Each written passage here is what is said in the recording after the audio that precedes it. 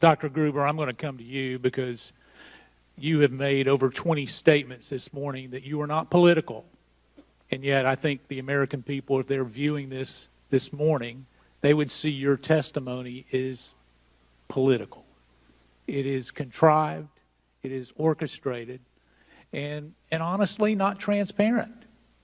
You have prepared for this testimony this morning with your counsel, is that correct? Yes. How many hours does it take to be transparent and honest of preparation? How many hours of preparation does it take to be honest and transparent with the American people? I don't understand the question. Why would you have to practice your testimony in order to give an honest, transparent answer to the questions posed to you today? Why would you have to practice? Because you have practiced, because you've said the exact same thing, glib, those words, you know, they're not heartfelt. You've practiced that, haven't you? I have practiced, but I disagree that they're not heartfelt. Okay. So let me ask you about your economic model, because you said it was accurate. So how many, in your economic model, how many Americans would lose their health care, could not keep their plan as the President promised under your economic model? I don't recall the exact number. So you can recall all these other figures, but you can't recall that one? No, I can't. Okay. Can you get that to us? Once again, Oh, you don't want to get that to us? Once again, that depends on... Can you get us the number in your economic model of those that were not going to be able to keep their health care? Simple yes or no? I don't know. So you don't have it in your model? I don't know whether I can or not. You'll have to take that up with my counsel. Mr. Chairman, I see this witness as being very reluctant to give honest answers, and it is very troubling, not just to me, but to the American people. Ms. Tavenner, I'm going to go to you because the administration didn't want you to sit beside Mr. Gruber because they were afraid that his lack of transparency would be contagious, I guess, or you would be viewed in a different model. I'm troubled because I asked you some questions at the last time you appeared before this committee. And I asked you at that particular time about a rollout, and we went back and forth, and why did you not delay it? And your response to me, it says from Ms. Tavenner, well, I didn't think it was possible the way the FFM was configured to do that, nor did I think it was necessary. Do you stand by that today? I stand by the fact that I felt we were in good position to roll out last October. Okay, I'm in, and I'd ask if you could put up the slide, if the staff could put up the slide, but I'm in possession of an email stream from your second in command and Mr. Todd Parks that goes back and forth. This email stream was less than 48 hours before rollout. It was on September the 29th. And in that it says, just so we're clear, Ms. Tavenner decided in January that we were going to go no matter what. It goes on even further to says that hence the really cruel, uncaring march that has occurred since January when she threatened me with demotion or forced retirement if I didn't take it on. Are you familiar with this email? I was not copied on that email. I have since seen that email. All right. And so your number two person, because in the email stream, if you've read all the stream, it was indicating that you weren't ready, and yet it didn't really matter. I don't happen to agree with that. So it does matter. So in that same email stream, we were putting together hardware. We were installing hardware less than 48 hours before a rollout so that we wouldn't have a crash on the rollout day. Did you not see that as troubling? That we were installing, with less than 48 hours to go, we were installing hardware that wouldn't be tested. We were installing hardware to increase capacity.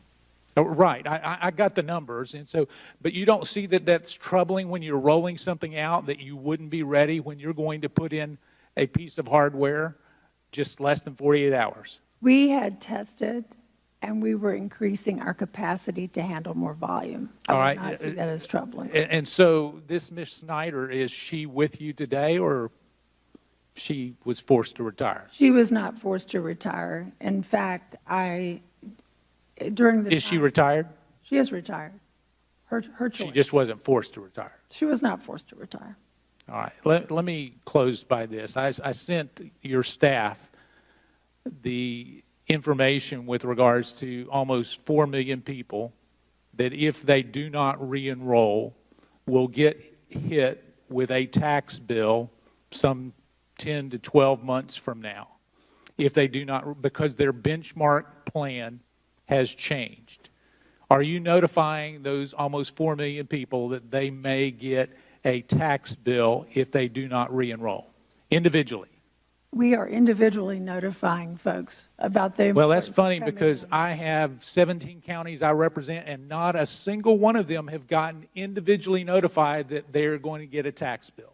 So they are individually notified that I did not get a chance to finish my Oh, sentence. I'm sorry. Yes. They have been individually notified that they need to come back in to return to the marketplace to update their information and make sure that A, their information is current, and B, that they're selecting the plan. That's a general marketing thing. You already No, responded it's to not that. a general Well, marketing. it is, It's but an let me tell you. individual letter and phone calls to. But individually, you know who is going to get a tax bill. You know that today, if they do not re-enroll. So why do we not notify them that if they automatically renew, they will get a tax bill? Well, first of all, I don't know that that's necessarily true.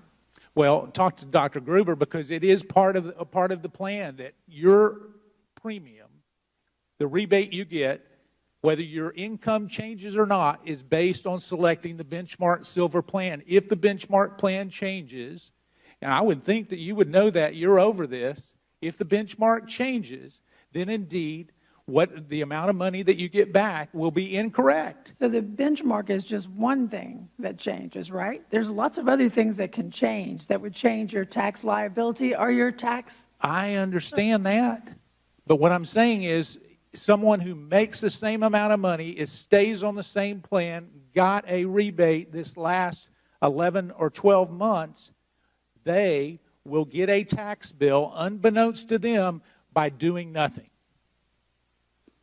I think that you're assuming, I assume you're talking about 2016, not 2015. No, this open enrollment period right now. That's not true. Oh, and why is it? Because I'm all ears. I want to tell the folks. First of all, the individuals who signed up in 2014, if they have a tax liability or tax credit, that will be in April of 2015. I understand that. Individuals that you're talking about now who are signing up for 2015, if they were to have a tax liability at all, it would be in April of 2016. That's correct. But that's what I'm saying. They're going to get a tax bill if they do automatically renew by February. If they don't, Not necessarily. It depends on so what's they going can on change with their the plan individual. after February. They cannot change their plan after February, but whether or not they have a tax liability is going to depend on each individual, which is why what you are trying to say is part of what we are stressing to individuals. Come back, update your information, look at a plan, shop, select, but when they did their original plan, they also understood that they are to update income, changes in family circumstance. There's lots of things that can affect it. I understand that. That's all I have. But what I'm saying is the benchmark plan in the counties I represent will change because it's a different carrier. If they do not go in and select the new plan, Well, first of all, if they don't select a new plan, we don't move them to a new carrier. right, they will be automatically renewed. I appreciate the patience of the chair. No, and I appreciate the gentleman from North Carolina. I think the gentleman made the point that every American has to, independent, because he or she is not getting this information from CMS, they have to independently ask whether or not they're getting into a tax booby trap, into a tax landmine by just automatically renewing. And I think the gentleman's point is good. I'm afraid Ms. Tavenner doesn't want to admit that some people are simply not going to know, and she said, rightfully so, well, it's their responsibility. Well, it Mr. was never Chairman. somebody's responsibility to know that they might be getting into a tax consequence before the Affordable Care Act. They now need to know that.